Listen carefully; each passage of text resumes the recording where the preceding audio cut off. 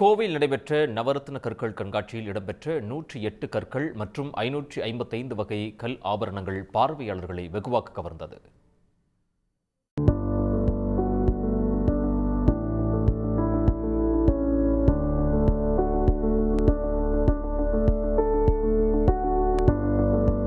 கோவை சங்கம் பகுதியில் உள்ள தனியார் கல்லூரி வளாகத்தில் நவரத்தின கற்கள் கண்காட்சி நடைபெற்று வருகிறது. உலகம் முழுவதும் இருந்து பெறப்பட்ட அரிய வகை கற்கள் உட்பட 108 வகையிலான கற்கள் மற்றும் அக்கற்களில் இருந்து செதுக்கப்பட்ட 555 வகை கல் ஆபரணங்கள் இந்த கண்காட்சியில் இடம்பெற்று பார்வையாளர்களை வெகுவாக ஈர்த்துள்ளது.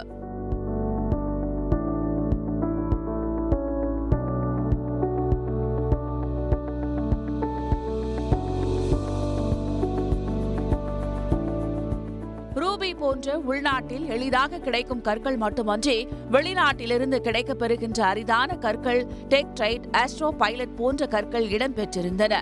இக்கண்காட்சியில் 10 கிலோ எடையுள்ள மரகத கல் அனைவரின் கவனத்தையும் ஈர்த்தது. டெக்டைட்னு ஒரு ஸ்டோன், இது மெட்ரியாய்ட்ஸ் விண்கல் பூமியில் விழுகிறனால உருவாகிற கல், அதை கொடுத்துருக்கோம். அண்ட் தென் சுங்கைட்டங்கிற ஸ்டோனில் எலக்ட்ரிசிட்டி, அதாவது இஎம்எஃப் வரும். நீங்கள் அந்த கண்டக்டரை கையில் வச்சிங்கன்னா அதில் லைட் வரும். அண்ட் தென் நிறைய ஹீலிங் ஸ்டோன்ஸ் அப்படின்னு இருக்குது.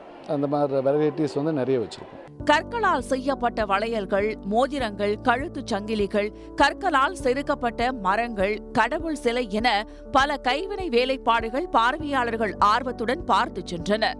நிறைய ஸ்டோன்ஸ் அதோட ஹீலிங் ப்ராப்பர்ட்டிஸ்லாம் பார்க்கும்போது ரொம்ப நல்லா இருந்துச்சு. அதோட ஹீலிங் ப்ராப்பர்ட்டிஸ் கேட்கும்போதே அதை நம்ம யூஸ் பண்ணி பார்க்கணுன்ற ஒரு ஆர்வமும் எனக்கு வந்துச்சு. இதை மோஸ்ட்டாக ஆர்னமெண்ட்ஸ் தான் யூஸ் பண்ணலாம்.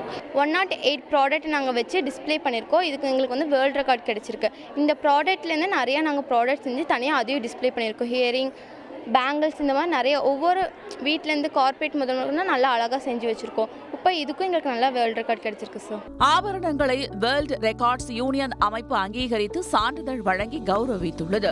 தங்கத்தின் மீதான ஆர்வம் ஒருபுறம் இருந்தாலும் கற்களால் செதுக்கி இருக்கின்ற அணிகலன்களை வாங்க பெண்கள் அதிக அளவிலே ஆர்வம் காட்டுவதாக தெரிவிக்கின்றனர்.